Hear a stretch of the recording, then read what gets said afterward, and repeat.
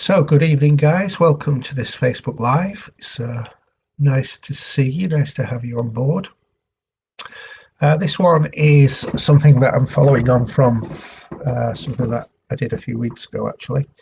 And it's about how we respond to relationships when we first meet people. And I've entitled it Love at First Sight, Why Doesn't It Work? Now, I know that there are some of you here watching this now, and you'll watch this in the future, that will say, well, I fell in love at first sight and I've had a wonderful relationship and it's been great, marvellous. Listen, don't go beating me up. This is not a hard and fast rule, okay? There are relationships where people fall in love at first sight and that works and it's really, really great. And I'm so happy for people like that. Good for you. However, you are in the minority by a long way. So you've done really well and good luck to you. And I hope it continues to stay like that. However, let's get on to the model of behaviour that I just want to allude to tonight. So I would imagine that quite a lot of people would have found a partner that they've met, and pretty quickly, if not the first date or the second date, that they say, this is the one. I found the partner and I think this is the one. Everything feels right. Heart races when I meet them. Blood pressure rises and I feel so happy, and we just connect with all these things in common, and this is really, really great. And then a couple of months later, you're just thinking, oh my God, what was I thinking? So that happens quite a lot to quite a lot of people. And the reason for that is we make very quick decisions based on the emotions that we create when we have a connection with somebody, say a first or a second date. We have this neurochemical reaction that causes us to make quick decisions. Our brains don't work and function as they are normally, and we can become a little bit not clear in our thinking and the way that we think, should we say. And this can happen to a lot of people more than once, should we say, in finding relationships, often more than once, I should say. But when you look at the statistics for marriage and relationships generally, about 50% of marriages end in divorce. And there's good research evidence to say that another 25% of marriages, the people aren't happy within the relationship, and they don't consider their relationships to be very good. So that's about 75% of all relationships, which is a huge number of people, a huge number of relationships. Now, sometimes that might happen because you haven't chosen the right person from the very start. And that can sometimes be obvious to outside viewers, but not to yourself. And often we change the things that we want in a relationship to suit what our partner's needs are when we meet them. We should have an idea of what we want, but we'll kind of adjust the way that we are to fit our partner's needs, if that makes sense. And then sometime later, we'll realize that what we have in the relationship doesn't fulfill us or make us happy because that wasn't what we wanted. So that can be because of the early perceptions within a relationship when people first meet. And it's a bit like, if you were to go out on a Friday night,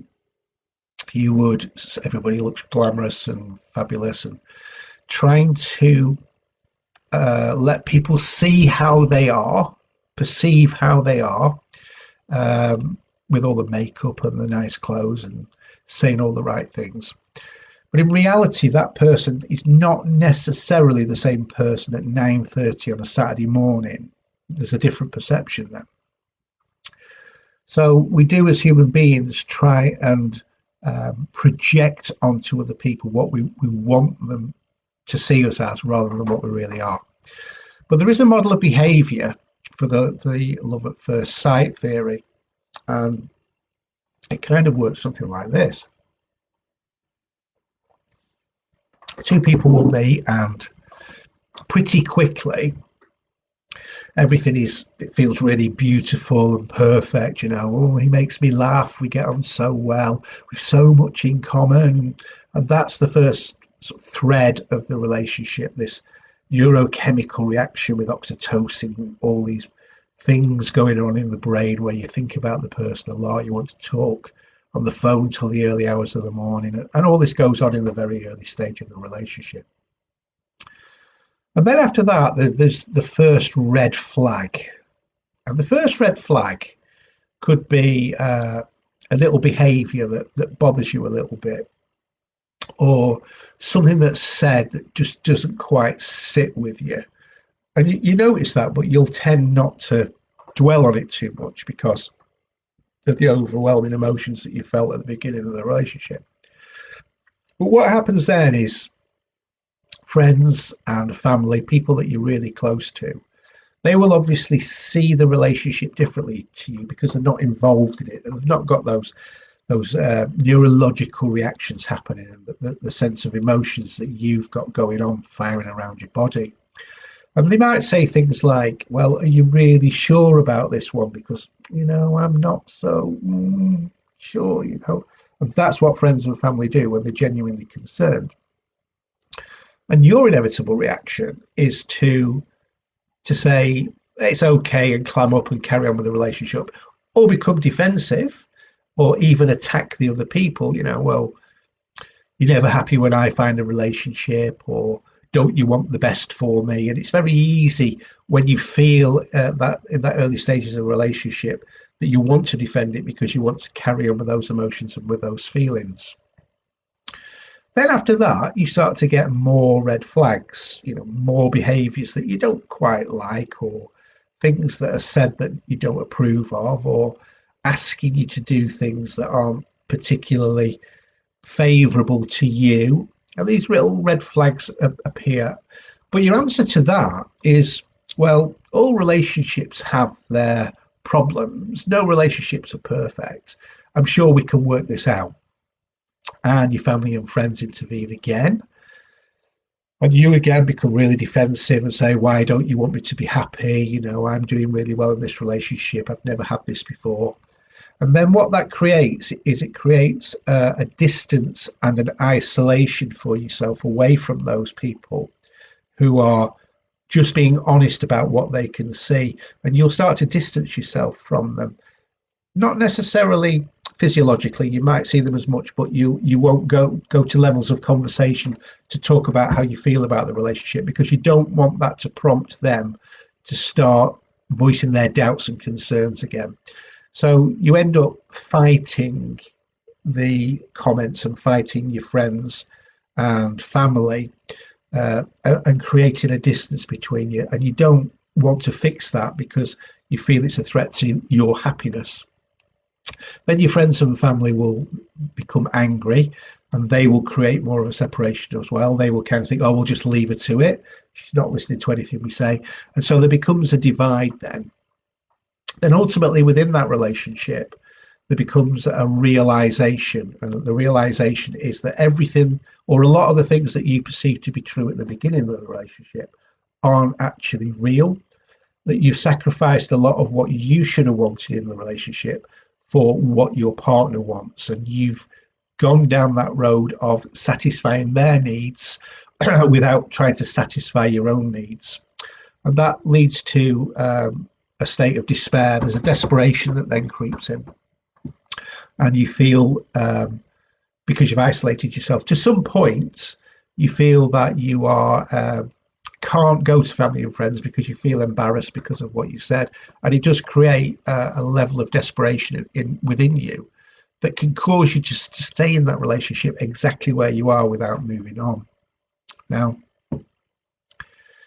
we could have saved time and energy and despair if we'd listened to the people around us, and we hadn't have been so defensive. So why do we do that, and why do we repeat this cycle? Well, it's the same part of the brain which controls addiction, which controls emotions of love. It's the same neurochemicals of oxytocin and other things that go on to make us feel good. And when you think about when you fall in love quickly, Why would you do that when you don't really know someone? It's kind of irrational and it doesn't make sense. We don't really know them and we don't really have the things in common that we think we do. And it's a bit like being addicted to drugs or alcohol. But we're not wise enough to figure that out. We're not wise enough to work out what's going on because of our emotional state. And our emotions are amplified, which is why they become irrational. So, one of the common mistakes that people make in starting a new relationship, let's say, is saying, I hope they like me. So what are you going to do if you're looking for a relationship, or you're just starting one, or you might be in a relationship that has ended up that way, let's say? Well, as I say, you go into a relationship and most people's thought is, I hope they like me, I want them to like me. Well, the ideal thought should be is, am I going to like him or her? Above that, I hope they like me. Am I going to like them? Who cares if they like you? Oh, but it's so important that they like me. It means a lot to me. Well, why is it? For your ego, to make you feel good? You need to ask yourself that question. And particularly if you're a woman and you really want him to like you, he'll tell you everything that you want to hear to get what he wants. And that's a biological fact. So you need to work out if this person is a good fit for you. You're just meeting, you're going on 1 or 2 dates, forget whether or not they like you. It really doesn't matter in the grand scheme of things at this stage of the relationship. Work out if he's a good fit for you. When you're thinking, I hope they like me, you're taking the emphasis off what you should have and what you want to make the relationship work. And you're giving the other person the control to lead you where they want you to be. And interestingly, those are the behaviours of narcissists and controlling people. They're exactly what they do at the beginning of a relationship to bring somebody to a place where they've got control over them. And so in that respect, you're going to make some really bad decisions. So the way to go about finding the right partner for you is to take the focus off yourself and get some information from this new person to see if they are going to be good for you. Okay, and I've talked about this in a previous video about mapping what you want, writing out what you want in a relationship and having a plan for what you want and to meet the person that meets your criteria. And if you tell someone if you tell somebody what you want and what you like, if you rush into that relationship, a date wanted to, well, I like this and I want that and this would be good for me. What they're going to say is all the right things to make you feel good about that. They want to do that to impress you, whether it's true or not, because it's almost like a human reaction that when we first meet people, there's a framework of a line that we don't overstep because we don't want to offend people.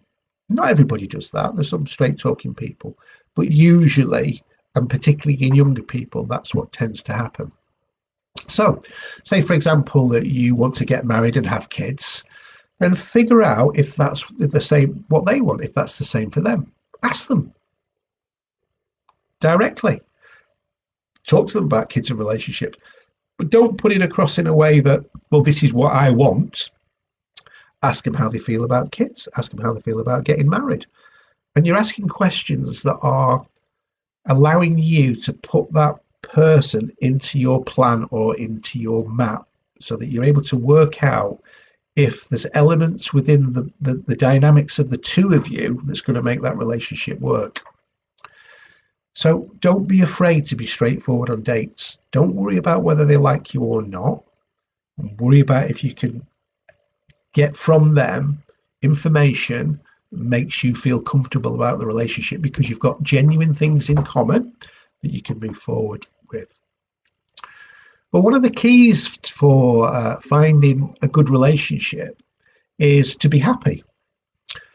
And that's about being happy within yourself, in happy and content and settled with who you are. Because if you're not happy and content within yourself, and you start to date, and you say, well, when I get a nice relationship, I'll be happy, or this person can make me happy, or when we do these things together, I will be happier.